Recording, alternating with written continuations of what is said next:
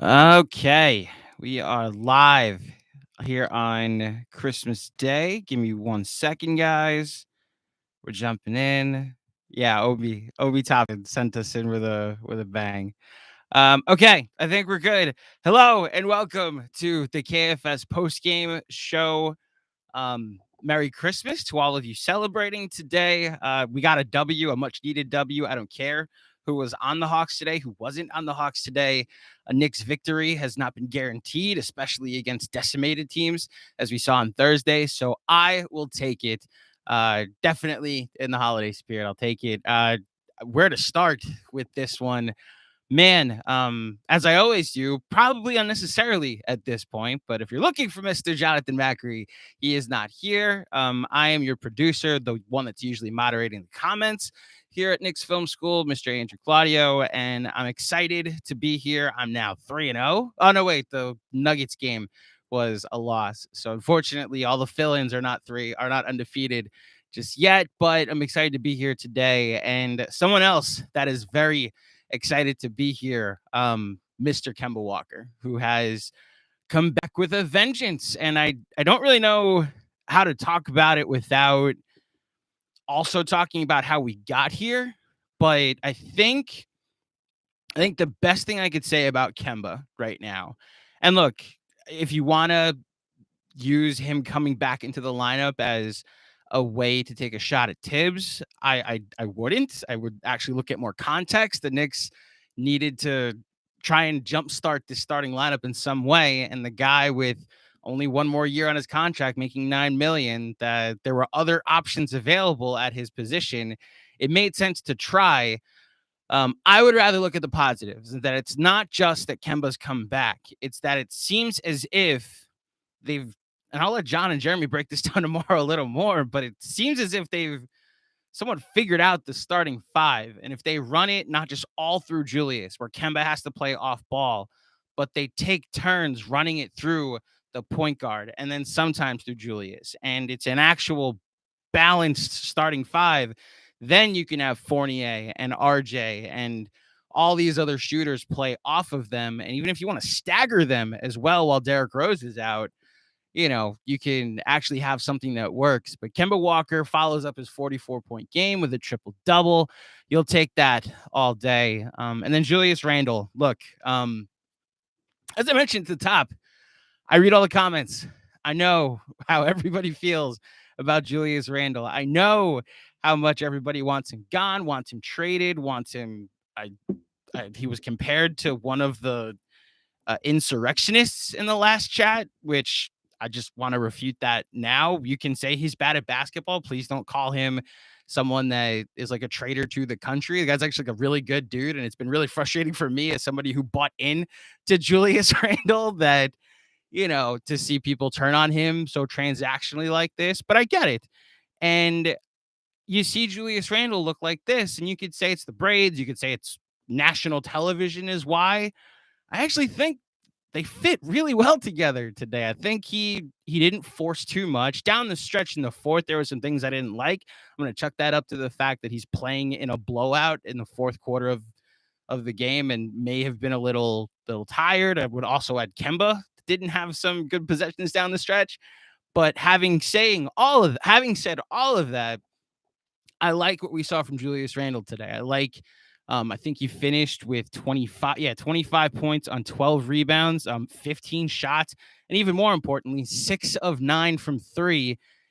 And I want to say only 1 or 2 of the shots that we saw today was those forced isolation shots. And look, if he's also going to start hitting these long twos, I'll take it. But yeah, an overall good game by who I think maybe these two, if Kemba and Julius could work like this going forward, like Thursday's game notwithstanding, that was, as much as we want to put it on Julius or Tibbs or whoever, Evan Fournier going 2 of 14 or whatever he was is why they lost the game the other night. If you want to now look at today where Fournier is a little bit more of a contributor and you have your guys back, and yes, the Hawks were shorthanded as well. I like Ersan. They changed the Bing Bong. They got rid of Bing Bong, so that also may help a little bit. But yeah, an overall good Christmas day, and hopefully they can build on this and beat on these bad teams, and we'll see what happens. I want to get to the super chat. I'm going to stick around for at least half an hour today, guys. And then if you guys still want to hang out, we can. If you want to get back to your families, you can. If you want to talk other things, non-Knicks related, we can. But we'll hang out for a little bit here on Christmas Day. Dan Hidalgo with our first super chat. The one thing the Knicks cannot do, in all caps, this season is trade Quentin Grimes. I buried the lead. He's also got to get some props for today. You would never get fair value back. Merry Christmas, KFS. So Quentin Grimes today was 5 of 12 from 3. He took 14 shots. 12 of them were 3-pointers and made 15 points. The thing I noticed more than that, and this might lead to some takes on the old Twitter machine, because I know we like to jump to absolutes here, but not only did Quentin Grimes have that production, but he played one less minute than RJ Barrett. Now, RJ's coming back from quarantining for 2 weeks. So is Quentin Grimes, though, so I don't know if that's really an excuse. And Quentin Grimes is actually making his shot. RJ Barrett, 4 of 15, 1 of 8 from 3. Look, I don't want to say because Grimes is doing well, that's now an indictment on RJ. What's going to be interesting to see is the leash is no longer as long as it used to be with RJ, that he can struggle a bit, but he's a 3rd overall pick. He's able to shoot through his slumps, and, we don't have many other backup options, so he can turn himself into a 40% 3-point shooter. You got a guy like Grimes out there that's going to shoot like this and play consistent defense. Tibbs is going to fall in love with that. And you wonder what happens to RJ. Like John's been saying to put Grimes in the starting 5. They'd love to see him like that. Clearly, that one game before he went into protocols that Grimes had was eye-opening for Tibbs and might have played himself into the rotation too. I'm a big Quentin Grimes guy. I don't think he's I don't think this team's looking at him as an asset in a trade. I think they're looking at him as part of the solution here, which I think you can count on this team to look for solutions rather than, blowing it up anytime soon. Harry Donert, as always, his comment is Merry Christmas. Merry Christmas to you, Harry, a constant staple here at Knicks Film School and here in the Super Chat. We appreciate you and everybody else that contributes, whether it be Super Chat or regular chat. I'll also look through Drew PIC. Chemistry looks better. Kemba and Randall finally played good together. Yes, my comment at the top. I don't think this is. I'd like to see it going forward, like do this for a week and a half, but they clearly look like they've figured something out, which, maybe restructuring what happened last year and the offense going forward was necessary. And maybe, look, Tibbs is going to do what's going to win. So maybe this is what they do going forward. Hannibal Miles, what a win. What a win. Happy for Kemba. Please let this be the beginning of a Julius turnaround. Plays much better when he's not in his head. Fournier's decision-making, SMH. Evan Fournier is so very frustrating because he'll have the game like he did on Thursday. He'll have like a full quarters where he looks garbage during games.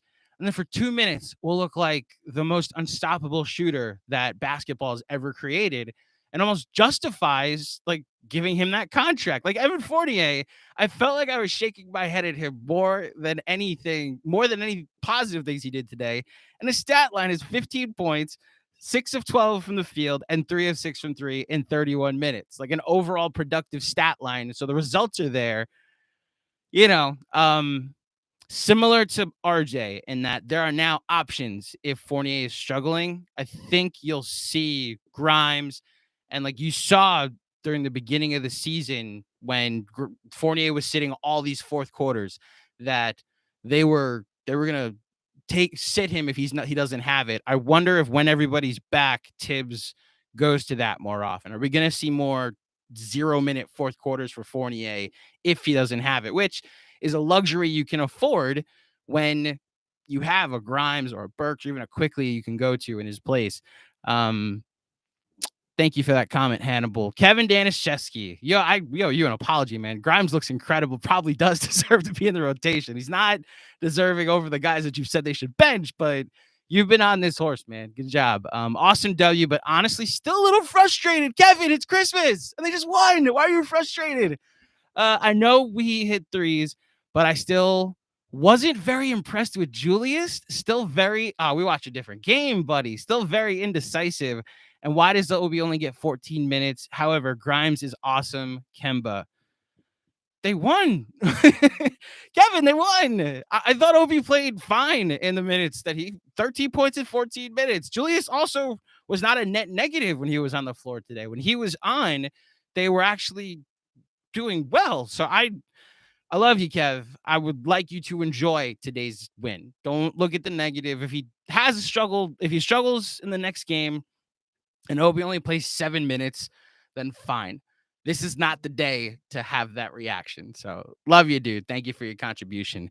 Zach Pokorny. I think I got that right. We've DM'd before about your last name. I hope I got it right this time. Oh, John's here. Hold on. Hold on. The thing where the chat scrolls down on John, it did it to me this time. Zach Pokorny, I'm a big fan of Christmas Julius. I too am a big fan of Christmas Julius. I hope he continues to be regular, coach to be Christmas Julius during regular games as well. CT Pittman, happy holidays, Merry Christmas, buddy. Thank you for your contribution. Must be the hair. Eye emoji, eye emoji, eye emoji. So let's rank what it possibly could be for Julius Randle's success. So I see John's comment. So is it the braids that made Julius Randle good? Is it national TV? Is it that all-star voting happened? And when Julius Randle is up for all-star, he looks incredible. So there's those three options. You rank them 1, 2, 3. There's your 3 stars, John. All 3 versions of Julius Randle. Wixel Metellus, Kemba making history. Big game by Randle. Grimes getting meaningful minutes, and Obi Dunk is the bow on top. What a Christmas gift for Knicks fans. I 100% agree. I was glad that they made it a little stressful in the second quarter when the Hawks cut the lead down, but you like to see, and this is again where Kemba and Julius figuring out how to play together, and it's more of a balanced approach where like half the plays are through Julius and half the plays are through Kemba, actually widened the lead. And it's not just everybody standing around and wait for Julius to do something. They were actually able to build on a lead in the third quarter, which I was afraid was going to go the other way. I thought we were headed for the Hawks shooting lights out in the third quarter. And all of a sudden, no, it's a 4-point game going forward. John. Okay. John just texted me. Be nice to, and this is how you do it, John. You read the text and they'll just reference it. Be nice to the paying customers. How dare you yell at them? I was playful with Kevin Danishevsky. He knows he's my boy. I would just like him for his own benefit to be happy on this Christmas and not still upset at a 14-point victory in which Julius had 25 points on 15 shots and hit the over on rebounds, which helped me in prize picks. Speaking of John Macri, at Knicks Film School, super chat comment. So who should my stars of the game on Monday be? Feeling Tyler Hall. Man, so let's go in order. 3 stars has to be Kemba. 2 stars has to be Julius. 1 star has to be Grimes. There, you're welcome, John. I think Tyler Hall would get half a star just for looking, dapper in that outfit. I see the comment right above. How good was Hawkeye? I happen to like Hawkeye. I like that. I think Marvel has been hit or miss on some of their shows, and this is a hit. I think I have 2 others that I like more, but I'll save all non-Knicks talk for the end. Sorry, Leslie V. No Mac today. I apologize. Dom Cappuccini. John even commented to that. Hold on. Now my ADD is kicking in. Dom Cappuccini. Merry Knicksmas to all. Now let's play like this on non-national games, please. LOL. Yes, I agree. Or just NBA. You're about to have no teams because of health and safety protocols. Make all the games just Knicks games. We will apparently show up to all of them. And what's John's comment? So at Knicks Film School. Okay. See, now I get why this happens. So I apologize, everybody, if I'm here and you don't get the lovely face and the lovely voice of Mr. John Macri, but we'll be okay. It jumped, John. I officially feel empathy for you because it's doing the same thing it does to me. All right, the super chat jumped down on me. Prototype NC. Didn't it used to be NYC? Have we been saying it wrong this entire time? Anyway, Prototype NC. Thank you for your contribution. Number one, Julius should never play, let alone leave his house without his braids. I agree. Next time we see an Instagram post with him and Kaiden and he doesn't have braids, we alert the authorities. Number two, Grimes is our corner specialist, which again might mean something for RJ. That's not what he said. That's what I'm adding on to that. Number three, Kemba with the triple double. You love to see it. And then number four, Merry Christmas to the podcast. Yes, to the podcast, to the YouTube channel, to the Patreon, to the playback, to are you only wishing the podcast a Merry Christmas? Which if so, people watching, no, he's not wishing you a Merry Christmas. Just those of you listening later on, Merry Christmas. Emil Beaumansour. It felt weird when Randall was complimenting Kemba today. I'm not saying it's not genuine, but it felt weird after everything that happened. What a game. So the one thing we've never heard is a rift between like Kemba and the players. Like there's that one instance of of Randall and Evan Fournier, like yelling at each other going into the half. They're clearly trying to figure out how it works best for both of them. But we've never once had like, oh, there's a disruption in the locker room. I think Kemba, as anybody would be, was frustrated that he was the one that got sacrificed in order to get Julius going. But I don't know. I think Kemba's a beloved teammate. I think that's the number one reason why everybody's rushed to his rescue in the league when he got benched. And it was like, why are you benching Kemba Walker when Julius Randle's shooting 20-something% from three? Like, why is he the culprit here? Why is he the scapegoat? So I actually think that they've been on good terms. And now because they're succeeding, look, you're always having fun when you're winning. That's usually the best time to be a teammate. Remember how much we loved the chemistry on this team last year? And then, it was able to overcome a lot more going throughout the season. So, yeah, I don't think there was ever a rift between Julius and Kemba. I think it was always like the Knicks through 72 games last year worked a certain way. They tried to replicate that way for 25 to 30 games this year. Julius wasn't that guy anymore, at least hasn't been that guy anymore. And that is going to be a reason that it's going to be a little frustrating for us to watch.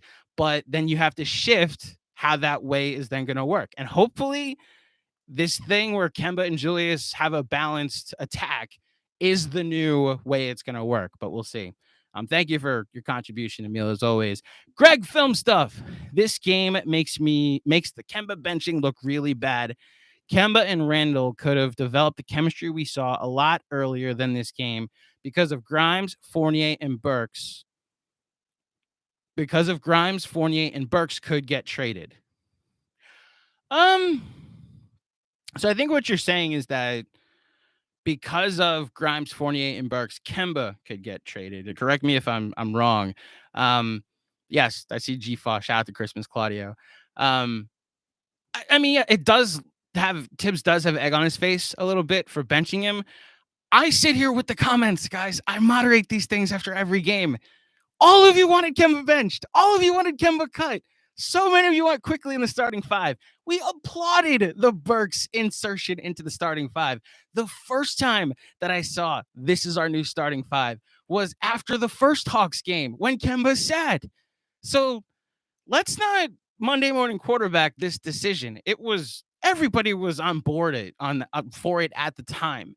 So while it looks bad in hindsight, again, for Tibbs, for like 90% of his coaching career with the Knicks, it's been through Julius Randle, and he had to look at his options to be like, well, if I bench Randle, that's a long term. Oh, hold on.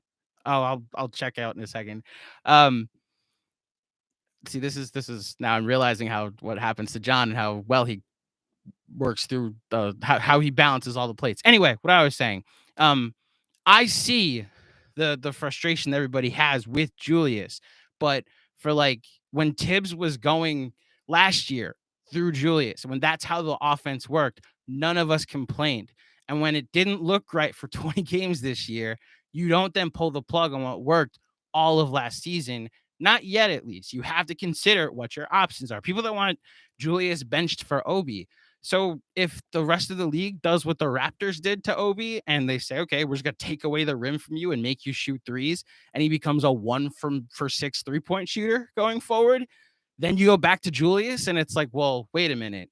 Like you just benched me. My confidence is completely shot after all of that. Yeah, I think you have to go with the options that you have that don't have long-term ramifications, worst case scenario. And look, Kemba being a constant pro because of opportunity has ended up back in the starting five, and hopefully this is a sign of good things to come. But we'll see. That's gonna be a knock on Tibbs' record if Kemba comes back, at least nationally. Those of us who were watching this team all year know there was a legitimate reason to try and shake something up. If that was the wrong move, Tibbs isn't perfect. He's just, I think an above average coach, and we'll see what happens. A pinned comment. People who've been defending Tibbs all year must feel like real assholes now that Kemba showed out. Yeah, I wonder who that might be. Maybe some casual basketball fans have been defending him all year, but we love them anyway, and we appreciate them. Hush Zoo. Grimes is Klay Thompson 2.0. That this text is meant to distract you. Thank you, John. It worked. Grimes is Klay Thompson 2.0. The most I've ever seen Julius smile. Need it to be Christmas every day. If this is the Julius we're gonna get, Also, perma braids. I 100% agree, Husky. Thank you. You're also a staple in here. Thank you for your contribution. Also to Vasilis Papas, a contribution in Super Chat. We appreciate you. Let me go back up. Jeremy E. RJ is okay. So this is where a pushback on RJ slander. I knew this was coming. Jeremy E. RJ is coming back from being out 2 weeks after coming back from a stomach flu. RJ slander has been beyond excessive this season. He will get going. Let me clarify what I mean by that.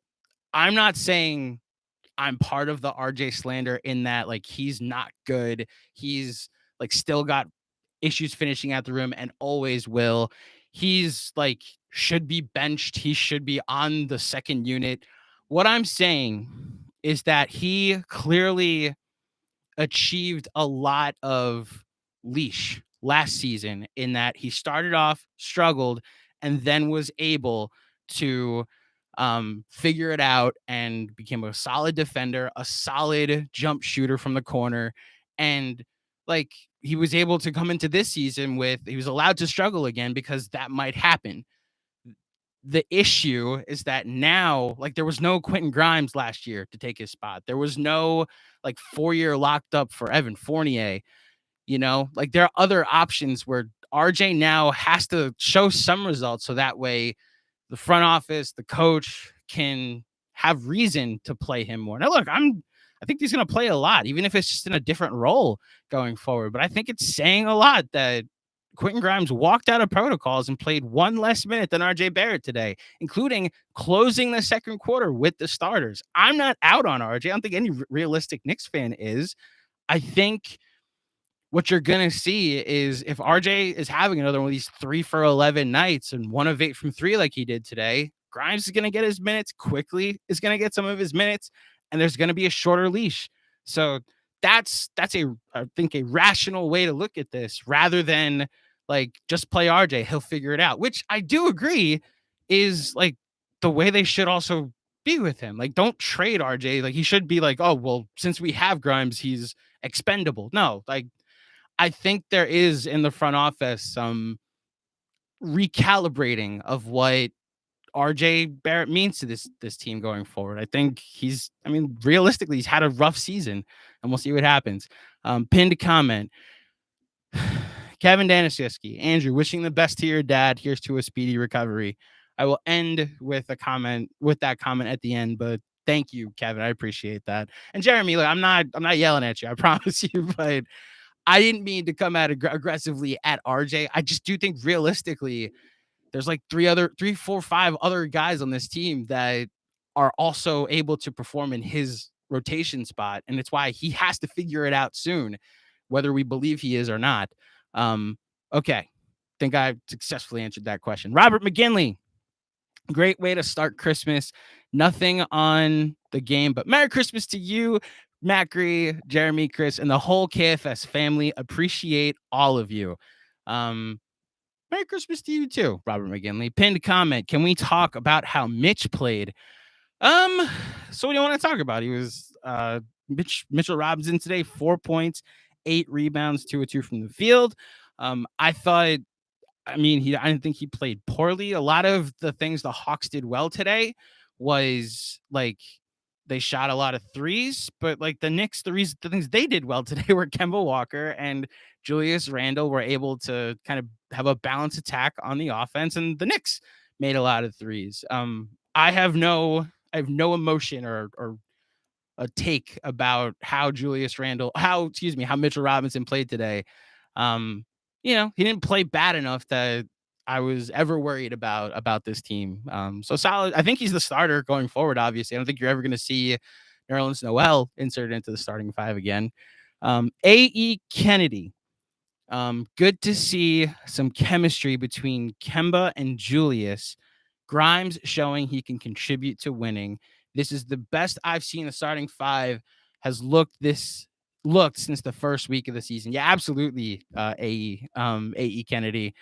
And that's what you want. It's not just that like Julius looked good. It's not just that Kemba looked good. It's that as a unit, the starting 5 got off to a hot start. That third quarter of doom actually turned into a positive, which is where, and I see you, Kevin Danishevsky, when it's like, I wish Julius was better. It's like, as a team, they looked better. And I think that's what you want to see. Collectively, they look good. So we'll see. Kevin Danishevsky, your comment once again in the super chat. Andrew, I got to balance everyone out. When things go bad, I notice positive, then when negative. I pointed out positives post Nuggets game. Happy holidays, smiley face. Listen, if you did point out positives post Nuggets game, which I'm sure you did, then I appreciate it. And then I appreciate you also bringing us down to earth after an overall good day for the Knicks. The Neils next door. We found the magic. Mic'd up Julius. I didn't even think of this. The Neils next door. We found the magic with Julius. Keep him mic'd up. LOL. Okay, so we have a fourth candidate for which is the reason that Julius Randle was good today. So it's braided Julius, it's national TV Julius, it's All-Star Game is open Julius, it's mic'd up Julius. Let's try and come up with a fifth. Let's come up with a fifth before we leave. So I appreciate that. Well done, Neil's next door. Blood of DePanta is in the chat. Obi's Avengers, free Obi. Man, Obi looked great today. 13 points in 14 minutes. This might be breaking company line, but in games that aren't blowouts like today, I would have been okay if, less Taj minutes and more Obi at the 5. John, don't fire me. I know we stand Taj Gibson at this job. I just would like to say that the man is 100 years old, and if we could play Obi at his spot to see how it looks, I'd prefer that, which should all but clear up whether or not I still want to trade him for Colin Sexton. Okay. Rob Theluzma. Won't lie. Sorry if I messed up your name, Rob, but thank you for your contribution. Won't lie. Thought Kemba was the problem, and I stand by that. Rob, same. And I agree. And I applaud you. And, we all are kind of eating some crow right now. However, he worked it out, and that's all that matters. Yeah, whether it is like an issue or an indictment on Tibbs or not just doesn't matter if it turns the season around. Like, look across the street at the Hawks last season. Like, the first 20 or so games or 30 or so games last year, the Hawks were terrible. And then they changed the coach. And all of a sudden, their roster that everybody was criticizing is like, wow, that roster makes no sense. Wow, you went and got Bogey and Gallinari, and like John Collins has like issues with his contract extension and keeps throwing shots at Trae Young. And there was a clear reshuffling that needed to do. Now, I don't think the Knicks have to do anything that drastic, but like they went and benched Kemba, and then because he came back into the lineup, maybe this is where they figure it out. Let's see what happens in 2 weeks. Let's see, now that they're playing worse teams going forward, and Kemba is clearly back and a main part of the starting five. Let's see what this team looks like. Let's see them play well for 2 weeks. And then, like, Rob, we won't have to keep talking about how wrong we were. Like, look, what was all of last season? All of us saying how wrong we were about Julius Randle, So let's hope that we can successfully have egg on our faces that way, the same way we are with Kemba this year. John's comment: it is indeed Andrew took this gig so I wouldn't be distracted from family time. Clearly it's working. Yes, I really hope that your girls are having a good Christmas. John sent our little group chat a fun video this morning of the Macri ladies enjoying their Christmas. So shout out to all of you out there celebrating with your families. Junk Heart Athens, Merry Xmas from Greece. Merry Christmas for you in Greece. This is where I be so very ignorant at the moment, but is it Christmas in Greece right now? I have no idea, but if it is, Merry Christmas. If not, Happy Saturday. Julius just needs to get some shots. It's all in his head. He good. Love to see him having fun. If anybody says Kemba ain't a starter, I know this word. He is a malaka. Yes, he is a malaka. If anybody says Kemba isn't a starter. If he shoots 3 for 12 next game and they lose, I want him benched. Then I'm a malaka. So we'll see. Let's see. Also speaking of like KFS content, Ben Ritholtz, newest member of Knicks Film School, is now going to start doing film coverage. We have film coverage finally here at Knicks Film School. If you'd like to check it out, we do threads, or he does threads on the KFS Twitter account. That's at Knick Film School. I'm sure you all follow it. If you haven't already, it's below me. If you haven't seen it, if you need to figure out where to get to it, he does a thread probably once or twice a week, so you can see. And then I repurpose those threads on the channel. So if you can't follow along, you can just watch a 4-minute video that simplifies it. Really glad that we have Ben on the team. And then I'm sure you've noticed that if you are following us on Twitter, that our social media has been a little more active lately. He's anonymous, but we'll probably make it permanent because it's a temporary gig, but we'll probably make it permanent pretty soon. So we won't say who it is, but shout out to the person that's been running our social media, which hopefully we get to announce in a couple weeks. Okay. Let's see. I think there's 2 more that I missed. Yep. Ronak Patel. Is Burks going to be the odd man out of the rotation with Grimes playing well and no chance of EF getting ousted? Burks feels like a trade piece. That's the thing. I don't think they'll like bench Alec Burks. I think Grimes is going to play. It'll be interesting to see how expendable Alec Burks is because of his age, because of his contract. This is a conversation for John and Jeremy tomorrow. Thank you for giving me something to put on the rundown. But I could see him being not the odd man out, because I think he's obviously added some value to the Knicks, but the centerpiece of a smaller deal. Like if they do go after Miles Turner, I don't see the Pacers doing like, oh, you threw in Alec Burks? Don't say anything more. Yes, we'd love to make this trade. Here's Miles Turner and $1 million. But I would like to think that there is a role for Burks on the team if he's still here, but that he may be the first that they start to look to go away from. I think the bigger takeaway, Ronak, is that like Quentin Grimes needs to play. Quentin Grimes needs to be part of this rotation going forward until he starts missing. I say this in baseball all the time, where like if a guy is like in part-time duty is hitting like 400 or current times, has like a 900 OPS, like just play him until it's under 850 and then reevaluate. Like play him while he's hot. Right now, Quentin Grimes is playing like a person that needs to be in the rotation. So you keep him in until he isn't. Kevin McEwen, good game today. You're doing a great job today. Thank you, Kevin. I appreciate that. Merry Christmas to you. I'm caught up in the super chat. So let me see where we are on time. And let me just make sure I didn't miss anybody. Obi, I mentioned, played 14 minutes and had 13 points. Audio was a constant source of energy, as he mentioned. I talked about Fournier. I talked about the entire starting five.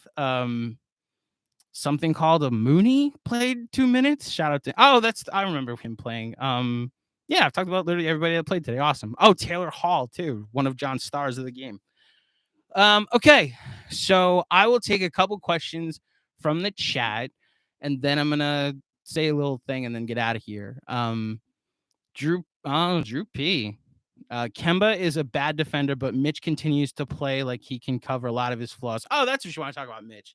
So I will not lie and say that in the midst of Kemba looking great on offense the last couple of games, there is a completely other end of the floor that the Knicks have to find a way to hide him a lot of times. And like a lot of the things that went wrong down the stretch against the Wizards had to do with Kemba getting cooked, and that teams take advantage of him being a smaller guard and a lot of switching that the Knicks like to do, unfortunately being detrimental. I agree, Drew. If Mitch is going to be able to make up for that, then that fixes a lot of their issues. So I agree with that. Let's see. Jonas Plowed. It's not about RJ or Grimes. It's about RJ and Grimes. The more wings who are plus defenders who can shoot on the floor at once, the better. Yeah, I want to clarify. Not trying to trade RJ Barrett. I'm not. Just trying to say that the leash is shorter. That's all I'm saying. I think he has a very high ceiling. I think he's part of the solution. I just think results are now going to have to come rather than we can wait until they come. So we'll see. Let's see. Oh, Blood of the Panther dipped. I'm off to shower and breakfast. Let's go, Knicks. Merry Christmas, kids. Thank you, Blood of the Panther, as always. Your boy Ben's Trey turned into a superhero. That'll change a team. What were they chanting about Trey in the fourth quarter? I missed it completely. I was like getting ready for the post game, and I heard Vince Carter on the post game. Up and down game for the half man, half amazing on the broadcast. But what were they chanting? Did they do the F Trae Young chant? And I missed it. I don't know. Regardless, I'm realistic about the type of Hawks team that we saw today. They did say F Trae Young. Okay. And look, say what you want about Trey. He's like playing at an all NBA level this year. So I'd be shocked if that doesn't continue in the future when he gets back. And who knows, maybe it turns the season around for the Hawks and we're looking at a 9-10 matchup, Knicks Hawks. Although I'd like to hope that maybe this Kemba thing turns some things around and the Knicks jump a little higher. Let's see. Any movie questions, guys, or can I get out of here? Oh, if Kemba is cooked on defense, will Tibbs shorten his leash? I don't think Tibbs will survive another shortening of Kemba's leash, unfortunately. Not that they'll ever fire him, but the PR hit that will come from like, you benched him again? Are you kidding me? Ursan, did I see Spider-Man? Yes, twice I have. And it might have given my family COVID. So I saw Spider-Man twice. You can check out final reviews. The podcast that I host for Blue Wire. We did a final review, which is a deep dive look at one specific movie from 10 different top 5 categories. We did the original Spider-Man with Tobey Maguire from 2002. And then 2 days later, we did a full spoiler review of Spider-Man No Way Home, one of my favorite movie experiences ever, despite some things that may have happened after. Okay. From at Knicks Film School, why do you hate RJ? Um, why do you hate RJ? I turn that back on you, sir. Why do you keep trying to put him in all these deals? Why do you think Tibbs hates RJ when he's clearly just making an offhanded comment that he was sick? Um, Jonas Plout. Oh, this is an easier one, unfortunately. So Jonas Plout asks in the chat, Lord of the Rings, Star Wars, or Harry Potter? So here's what I'll say. John. So here's what I'll say. And it's come up, if you are a listener to Final Review, you've heard my take on this. The larger franchises from when I was a kid did not hit with me yet. At least I was late to the Star Wars party. I was late to the Lord of the Rings party. Harry Potter would probably be my number one out of that, but I don't cape for Harry Potter. I think the books are better than the movies, which I think is the most pretentious thing you could say about a thing. But as somebody whose parents loved all three of these things, I think I'll go personally Harry Potter, then I'll go Lord of the Rings. And then look, the Star Wars thing is I respect Star Wars for what it is. I tried to get into Star Wars hardcore the last time the new trilogy that came out, when The Force Awakens came out, and we all were like, "Oh, what do you know? Star Wars is fun again." And then as I tried to get in more with The Last Jedi, and it's like, "Hey, I have some takes. They're very lukewarm, and I don't have anything strong that I feel about this." Both sides that were at war with each other attacked, and it was like, okay, I will let you have your thing. So I'm not into those specific sci-fi franchises, but so I'll put Star Wars last, while recognizing there is clearly a passion for that. It's like I've compared it a lot to when I try to talk hockey with hockey fans, and it's like, oh, the Rangers won, great, right?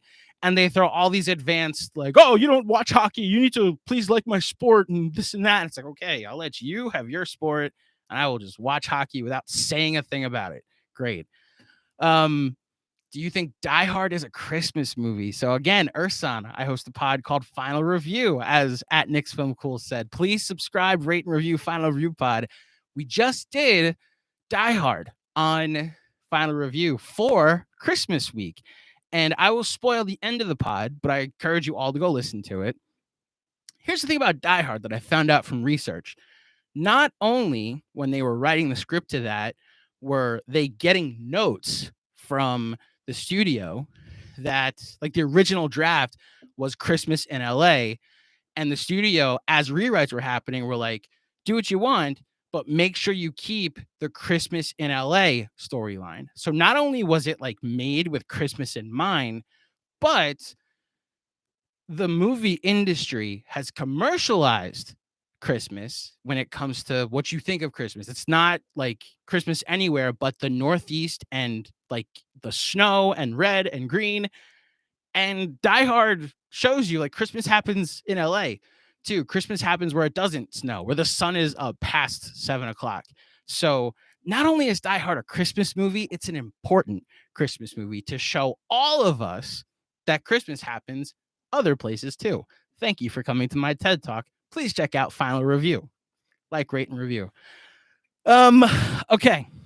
Carl Sanford with a random RJ is horrific. Can't win them all, can you? Kelvin Lagoo, No Way Home, the best Spidey movie, or Spider-Verse the goated? Spider-Verse is it's gonna be tough for anything to top it. On the bonus review of Spider-Man No Way Home, I made it my number 2. I think it's the second best Spider-Man movie ever, especially with what it does for all the cinematic versions of Spider-Man. Okay, I actually think I've successfully talked about not Knicks and about movies. You're welcome, Oz. I hope this is a good enough plug for Final Review. To Kevin's comment earlier, for those who missed it, my dad tested positive for COVID yesterday, and I've had a mix of emotions the last day, really the last 24 hours, because on one hand, he's vaccinated. Omicron, as contagious as it is supposed to have milder symptoms. He sounds horrible. He doesn't have a fever. He just has a really, really bad cold, and he gets really, really tired. And you're hoping that the science we've been told is that he's going to be fine. Like he's going to beat this, he's going to recover it, and it's going to be okay. And on the other hand, for those who might not know a little bit of my story, my uncle died of COVID early on in the pandemic. So when you see another positive test in your family, all of those emotions go right back. So on behalf of my family, I just want to say thank you. A lot of people replied to the tweet I sent out yesterday. My dad was tagged in it, and while he was in bed, just kept liking all the different comments, wishing him well and wishing him a recovery. Um, it's tough because I think we're all kind of tired of this pandemic, and I think we're all ready to get past this. LeBron in his Instagram posts, like regardless of what the symptoms are, imagine being Karl Anthony Towns and the face of your league is comparing the disease that killed your mom to a cold. Um, I I think there is room for empathy while also trying to grow with the new information that has come. And I think my dad has really calmed me down with it. While as tough as it's been to be like the best thing I can do for you is not be anywhere near you. And he's like having Christmas like alone. Like my mom and my brother are 2 rooms away. And this is a testament to Pastor Hiram. I'm annoyed we didn't see Pastor Claudio Zovi in here. But this is a testament to him that the first thing he said when I FaceTimed him yesterday, when I obviously got the news, was like, well, I got to get a test for your mom, and I got a test for your brother. And then we got to make sure the church is covered because Christmas Eve service is tonight. And I got to make sure the live stream is working. And it's like you're thinking about other people when you have COVID. And that's like the best example of like selflessness that I think is like an important message for this holiday. So, thank you to everybody that's wished my family well. Thank you to everybody that's wished my dad well. We're gonna trust science here and trust that the faith that we have also goes a long way as well. To those of you that joined me for this very Christmas post game, have a Merry Christmas. Shout out to the Knicks for making us not sweat this one out. Good job by Randall, by Julius Randall, by Kemba, by Quentin Grimes. John and Jeremy will be back tomorrow. Well, I guess technically Monday. We're recording tomorrow, our regular Monday episode. And until next time, guys, thank you for watching. If you're listening on the podcast, please give us a 5-star rating and a review. If you're watching this video now, please drop a like on the bottom. And if you have never done so, please subscribe as well. And last but not least, Die Hard is indeed a Christmas movie. It's available on Peacock if you want to go watch it. And then head over to Final Review, a podcast that I host, and listen to our final review of the original Die Hard from 1988. Thank you for checking it out, guys. Have a very Merry Christmas, and we will speak with you soon.